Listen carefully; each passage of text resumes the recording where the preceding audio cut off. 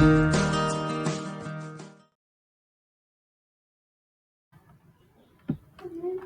हम लोग बात करते हैं रिवर्स बायस के बारे में। तो रिवर्स बायस में आपको पता है कि इसमें बैटरी का जो टर्मिनल का जो अटैचमेंट है वो फॉरवर्ड बायस से उल्टा किया जाता है ना। तो कैसे किया जाता है? इसमें क्या किया जाता है, जो आपका पी टाइप है ना, पी टाइप जोड़ा जाता है बैटरी के निगेटिव पोल से।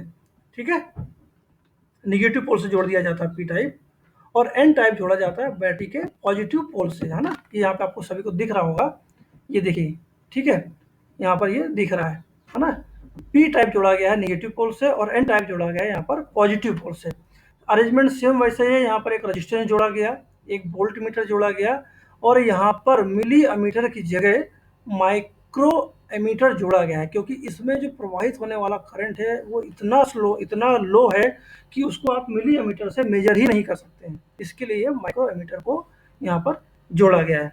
पोटेंशियल बैरियर इसमें भी वैसे ही सेम रहेगा। ठीक है, बल्कि और बढ़ेगा पोटेंशियल बैरियर, और ये डिप्लीशन लेयर आपको यहाँ पर ये दिखाई दे रही है। अब इस केस में हम लोग आगे इसमें डिस्कस करते हैं। इसमें होता क्या है कि रिवर्स बायस में होता है ये है कि जब आप पीएन जंक्शन को आप आपस में जब पी टाइप और एन टाइप को आपस में ज्वाइन करते हैं और ये पीएन जंक्शन बनाते हैं, तो सेम फंडा वही है। इसमें क्या होता है कि इलेक्ट्रॉन जो है कुछ इलेक्ट्रॉन जो है यहाँ पर बाउंड्री के डिप्लीशन लेयर के पास से बाउंड्री में यहाँ पर चले जाते हैं। ठीक है, और वैसे ही कुछ पॉजिटिव होल्स यहाँ पर एन टाइप में डिप्लीशन लेयर की बाउंड्री के पास जहाँ पर इकट्ठा हो जाते हैं, है ना। तो उससे क्या होता है कि यहाँ पर एक ये पोटेंशियल बैरियर डेवलप हो जाता है ना।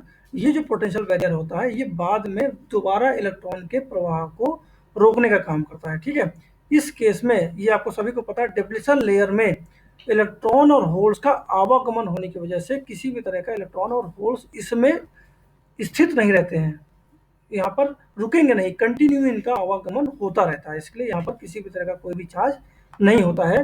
केवल ये बाउंड्री पे ये यहाँ पर इलेक्ट्रॉन्स इकट्ठा होते हैं और यहाँ पर ये होल्स इकट्ठा होते हैं, जो पोटेंशियल बैरियर का काम करते हैं। अब हम आगे बात करते हैं। अब चूंकि बैटरी का जो ये जो सेमीकंडक्टर का ये जो पी सेमीकंडक्टर है जंक्शन का, ये पी सेमीकंडक्टर बैटरी के निगेटिव पोल से जोड़ा गया है। तो उस केस में क्या होता है कि ये जो होल्स हैं इसमें उल्टा चलता है, फॉरवर्ड बायस के अगेंस्ट में उल्टी थ्योरी है। यहाँ पर क्या होता है, अब चूंकि ये नेगेटिव पोल है तो ये क्या करेगा, पी टाइप के जो होल्स हैं इन होल्स को अपनी तरफ आकर्षित करने की कोशिश करेगा। ठीक है, पहला चीज। और दूसरा चीज क्या है कि इससे जो जाने वाले इलेक्ट्रॉन्स हैं वो इलेक्ट्रॉन कैसे भी करके यहाँ पर पहुंचेंगे, और वो इलेक्ट्रॉन्स जब यहाँ पर आएंगे, इस जगह पर जब आ जाएंगे, यहाँ पर आ गए या यहाँ पे आ गए, तो ये जो डिप्लीशन लेयर के बाउंड्री के पास जो उपस्थित इलेक्ट्रॉन है, इन इलेक्ट्रॉनों को प्रतिकर्षित करके एन टाइप की तरफ भेजने की कोशिश करना शुरू कर देते हैं। ठीक है, पहली चीज। और दूसरी तरफ ये जो होल्स है, ये होल्स क्या करते हैं कि ये निगेटिव पोल की तरफ जाना शुरू कर देते हैं और निगेटिव पोल में जाकर यहाँ पर ऐसे समा जाते हैं। ठीक है, यहाँ पर ये समा जाएंगे। दोनों चीजें हो रही हैं। होल क्या हो रहे हैं, होल आपके निगेटिव पोल की तरफ जाकर बैटरी के निगेटिव टर्मिनल में समा गए, और जो निगेटिव टर्मिनल से जो इलेक्ट्रॉन गए हुए थे वो इलेक्ट्रॉन डिप्लीशन लेयर की बाउंड्री में उपस्थित इन इलेक्ट्रॉन्स को एन टाइप की तरफ भेजना शुरू कर देते हैं। ठीक है, वैसे ही यहाँ पर जो बैटरी का जो पॉजिटिव टर्मिनल है, पॉजिटिव टर्मिनल क्या करता है, इन इलेक्ट्रॉन्स को अपनी तरफ आकर्षित करना शुरू कर देता है, अपनी तरफ आकर्षित करेगा।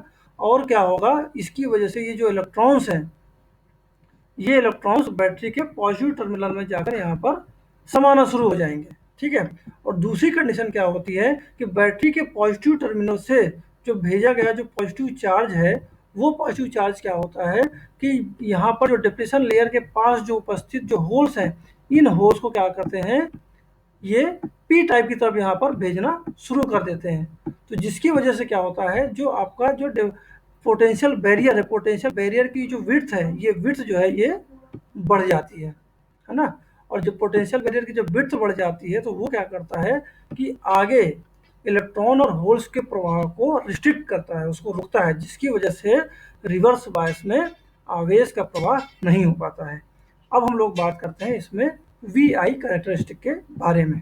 ठीक है, तो वी आई कैरेक्टरिस्टिक में क्या होता है कि इनिशियल केस में, शुरुआत के केस में, जैसे फॉरवर्ड बायस में जैसे आप आवेश का प्रवाह नहीं हो रहा था, वैसे इसमें भी नहीं होगा जब आपने कोई भी सप्लाई, कोई भी वोल्टेज अप्लाई नहीं किया हुआ है। ठीक है, तो अब क्या होगा कि जब आवेश का प्रवाह नहीं होगा तो जो ग्राफ होगा वो ग्राफ यहाँ पर ये 0 पॉइंट पे दिखाई देगा। ठीक है, अब क्या होगा कि आपने धीरे धीरे आवेश का प्रवाह शुरू किया है ना, तो जब आप आवेश का प्रवाह धीरे धीरे जब शुरू करेंगे, ठीक है, तो इस समय जो आप करंट सप्लाई करेंगे वो एक्चुअली वो जो वोल्टेज सप्लाई करेंगे इसमें जंक्शन में, तो वो वोल्टेज कहलाता है रिवर्स वोल्टेज, है ना, क्योंकि ये रिवर्स बायस के लिए है और इसमें करंट का फ्लो कम होगा। तो अभी इसमें इतना कंफ्यूज होने की जरूरत नहीं है, उसको मैं आगे क्लियर कर रहा हूँ आपको। आपने क्या किया कि स्टेप बाय स्टेप आपने यहाँ पर वोल्टेज अप्लाई करना शुरू किया बैटरी के थ्रू। ठीक है, तो जैसे जैसे आप अप्लाई करना करते जाएंगे तो आपको क्या करना है कि जो करंट है और वोल्टेज है उसके बीच में ग्राफ भी बनाना स्टार्ट करना है, क्योंकि आपने ऑलरेडी वोल्टेज अप्लाई किया हुआ है। तो वो जो ग्राफ होता है वो ग्राफ आपका इस तरह से मिलेगा, ओ सी और यहाँ पर ये डी, इस तरह का ग्राफ ही मिलना शुरू होता है ना। तो इस केस में होता क्या है कि आपको जैसे पहले पता है कि चूंकि अब इसमें इलेक्ट्रॉन क्या हो रहे हैं कि इलेक्ट्रॉन पॉजिटिव टर्मिनल में जाके समा रहे हैं और होल्स जो है आपके निगेटिव टर्मिनल में समा रहे हैं, जिसकी वजह से क्या हो रहा है, यहाँ पर आपका जो पोटेंशियल बैरियर है उसकी चौड़ाई बढ़ती जा रही है। यहाँ पर ये बढ़ गई चौड़ाई, तो यहाँ पर क्या होगा, आवेश का प्रवाह भी रिस्ट्रिक्ट होना शुरू हो जाएगा। ठीक है, तो आवेश का प्रवाह जब रिस्ट्रिक्ट होगा तो उस केस में जो ग्राफ आपका मिलेगा वो ग्राफ आपका मिलेगा यहाँ पर ये ओ से सी तक। ठीक है, आप यहाँ पे देख रहे हैं ये ग्राफ आपका डाउन जा रहा है, ये डाउन जो जा रहा है वो ये शो करता है कि यहाँ पर बैटरी के द्वारा वोल्टेज अप्लाई करने पर यहाँ पर पोटेंशियल बैरियर की मात्रा बढ़ती जा रही है, पोटेंशियल बैरियर बढ़ता जा रहा है, जिसकी वजह से धीरे धीरे करंट का फ्लो रुकता जा रहा है। ठीक है, और ये जो करंट का फ्लो है ये पॉइंट सी पर जाकर बिल्कुल रुक जाएगा। ठीक है, पॉइंट सी के बाद फिर ये प्रवाहित नहीं होगा। तो पॉइंट सी वो पॉइंट है जहां पर पोटेंशियल बैरियर जो है सबसे मैक्सिमम कंडीशन में आ जाता है। ठीक है, और इस कंडीशन में आपका जो आवेश का प्रवाह है वो टोटली रुक जाएगा, और ये जो कंडीशन कहलाती है वो कहलाती है ब्रेक डाउन वोल्टेज। ठीक है, जिसमें क्या होगा, ये ऐसा वोल्टेज जिसमें आपका आवेश का प्रवाह टोटली बिल्कुल जीरो हो जाएगा। ठीक है, अब होता क्या है कि यहाँ पर ये जो नेक्स्ट आपका जो नीचे का आप कर्व देखेंगे, ये कर्व फिर ये नीचे आया हुआ है, तो ये बता रहा है कि जब ब्रेक डाउन वोल्टेज के ऊपर अगर आप कंटिन्यू वोल्टेज अगर आप अप्लाई करते रहते हो तो उस केस में क्या होता है कि करंट, वोल्टेज तो आपका जो बढ़ रहा है वो बढ़ रहा है, करंट आपका क्या होगा, करंट आपका अचानक से यहाँ पर जीरो हो जाएगा। ठीक है, और जीरो जो होगा वो पोटेंशियल बैरियर के बढ़ने के कारण होगा, करंट आपका अचानक जीरो हो जाएगा। और क्या होगा, जो डायोड है, जो ये है, ये जो अरेंजमेंट है, ये क्या होगा, ये आपका खराब हो जाएगा और उसके बाद ये फिर दोबारा काम नहीं करेगा। ठीक है, आप कितना भी वोल्टेज अप्लाई कर दो, इस पर्टिकुलर सी पॉइंट के बाद आप कितना भी वोल्टेज अप्लाई करोगे ये करंट जीरो होगा और ये जो आपका जो सिस्टम है, ये सिस्टम पूरा ये खराब हो जाएगा। ठीक है, यहाँ तक सभी को क्लियर हुआ है?